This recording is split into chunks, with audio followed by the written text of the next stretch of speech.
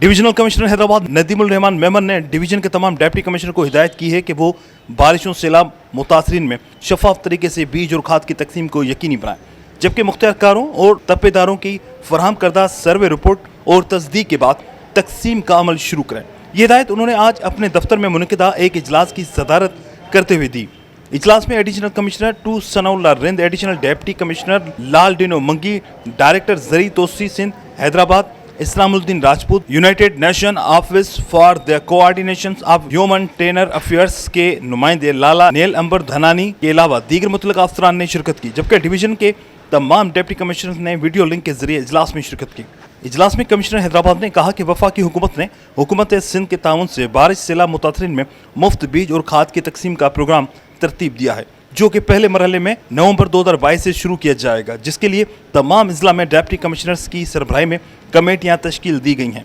जिनमें काश्तकार board, chamber of agriculture और महकमा ज़राअत के अफसरान कमेटी के मेंबरान तो शामिल होंगे।